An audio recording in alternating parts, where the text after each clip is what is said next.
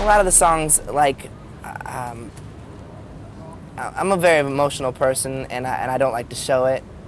So, like, I mean, who my does? emotions do, well, yeah, I'm really bad at showing my emotions, so it kind of came out on paper, and just, you know, I've always been kind of very confused sometimes in what goes on, you know, in this whole industry, and being so young, and trying to learn things on my own, you know, so, like, that comes out in the music, you know, writing down, like, just, I mean, when I go in the studio and I write, I don't, like, you know, a lot of people, what they'll do is they'll sit down and they'll be like, okay, we got to write a song like this, you know.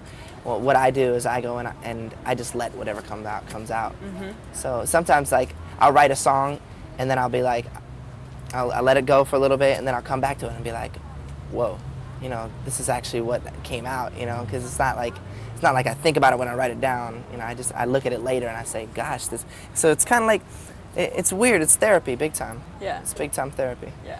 So how did you get to pick the people that you worked with, like the writers and producers? How did? Well, I had a lot of help with Jive, my record company.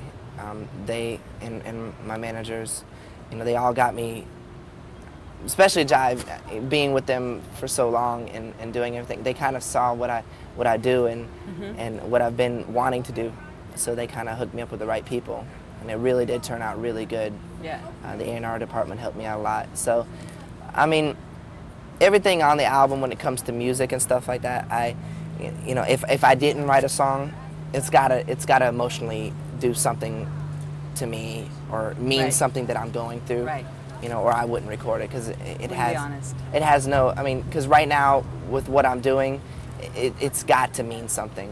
You know, it can't just be a typical love song.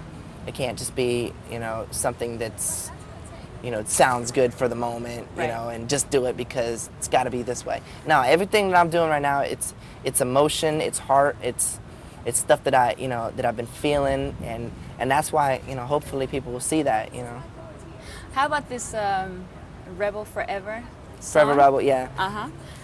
You know, you touched upon it earlier, but you know what? I need to get my sunglasses. I'm sorry, I'm dying. There's this song, Forever Rebel. Rebel Forever, Forever Rebel. Forever Rebel. Forever Rebel. I just heard it. Say that 5 times fast. Yeah. And you know, you touched upon it earlier, but you have been in the news being rebellious. Does that have anything to do with each other? You know, it's funny you bring that up. There was a point that I was going through where I was like going through a stage like that, yeah.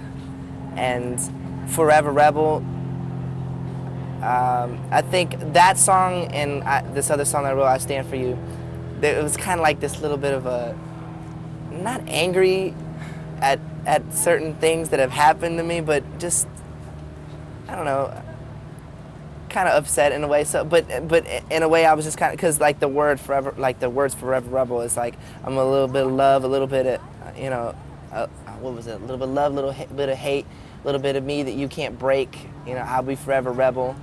I'm a little bit of, oh gosh, I forgot the words.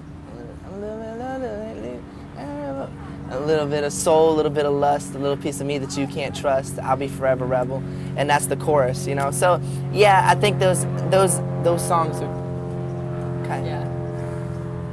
You can keep going. He'll tell you if it's bad. This is bad. But if you finish your thought, then it's okay. Got a good ear. I could tell when the planes are loud. Yeah, the song Forever Rebel definitely is a connection of, you know, something that I've gone through. You know, when I write songs, and like I said before, it's emotionally something that I've gone through, or something that I want to go through, or something that I want. You know, I think that's the things that are kind of missing in a lot of songs nowadays. You know, people don't write songs. Like, I remember back in the day when you used to listen to like a Fleetwood Mac song, you know, I'm talking like I'm old or something. Gosh, 22 years old. No, but anyways, I listened to Fleetwood Mac and I liked their music because, you know, you could listen to some of their words and you could totally hear they were going through this drama in their group, you know, between their little love escapades between each other, you know what I'm saying? And you could hear it. Yeah. in the music. And I think that was the cool part about listening to a song, you know, back then. And nowadays, that's, you know, it's kind of hard to find that nowadays. People are just writing them just to write them. So which one of the songs that you've written so far, you know, which one is the closest to your heart? Which one you had to get out? Well, both Rebel and the song "I Stand for You," they have their own meaning. I Stand for You. Well, "I Stand for You," the song is pretty much kind of like the same vibe, just coming out like, hey, I'm free, I can do what I want to do, I can say what I want to say, you know. I'm the kind of person, rules sometimes bug me. Never did really like them Really? too much. They kind of bug me sometimes, so, you know, that's why, you know, the song was, we could live forever if we try, you know, it's up to you.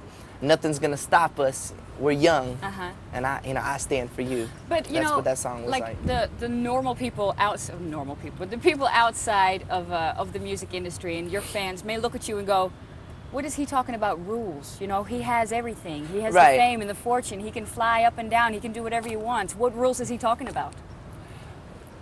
I don't know. Sometimes, like, you know, people saw, you know, situations that happened with me and stuff like that. Sometimes, you know, you wonder, like, I mean, because I went through it, you know, sometimes why people do what they do and why, you know, why people do certain things to you. And I mean, everything happens for a reason, and I believe that totally. But give me an example. Like, you don't have I'm to name trying. I names, know. but I'm give me trying an to stay example. away from the issue Don't and stuff name like that. names, but give me an example. Well, I of- had something happen to me, you know, when I you know, got arrested, you know. Right. Somebody And- said, "Leave this place," and you said, "Why?" Well, yeah, I was like, the situation was kind of like, why, you know, I'm not doing anything. That's basically what I said. I'm just standing here, you know, Yeah. and it just escalated to a situation that, you know, didn't need to go that far. Yeah. So I was just like, I was kind of a little angry Yeah. for a while there. And then But- the whole press, who has been following you since you were like 12, you know, they fall all over you and they write all this. Do you feel that you, being in this industry, having been here for so long, you feel like you kind of have control over that now, or is that just still every time you go, look at what they're doing now?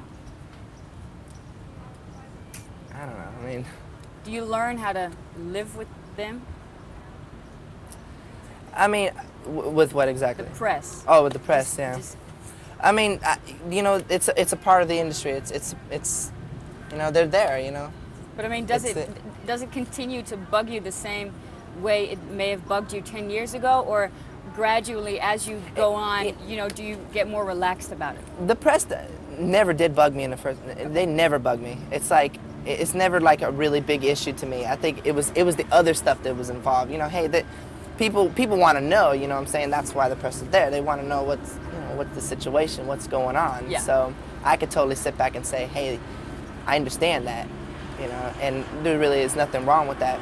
And you know, when you get in this business and when you do something like this, and you know, you got to expect that's just a part of it. Yeah. It's just And a part you of need it. them too. Yeah, you need them. Hey, one day you're gonna be like, gosh, I wish I had them. You know what I'm saying? And then you're sitting there ragging them the whole time. They ain't doing nothing wrong. You know, they're just doing what What they do. what you want them to do. You know what I'm Yeah, saying? true. All right, so about the producers that you worked with, how was it to do something completely new with, you know, your old friend Max Martin? That was really cool. It was really cool because what happened. I mean, Max always knew that I was big into rock music. He always knew that. They always used to pick on me, you know, when I went in the studio and stuff like that, because I was always like playing like System of a Down records to them. I'm like, listen to this and that, and they're like, we're trying to write a pop song here, you know. And the thing with Max, if people know his history, they know that he was actually in like a rock band. He was a singer, the lead singer of a rock band that he was in. And that's what he got to do with me. He put together, he brought his old guitar player who used to play in his band, and him and his guitar player and, you know, his drummer, he got his whole band together, and they went and, you know, helped write some songs for this record. And it was really, really cool because it's something that I guess he's kind of been wanting to do for a long time too. I mean, really try it. And it's something that I've been wanting to do, so Yeah. it kind of worked out, you know, fate kind of took its course.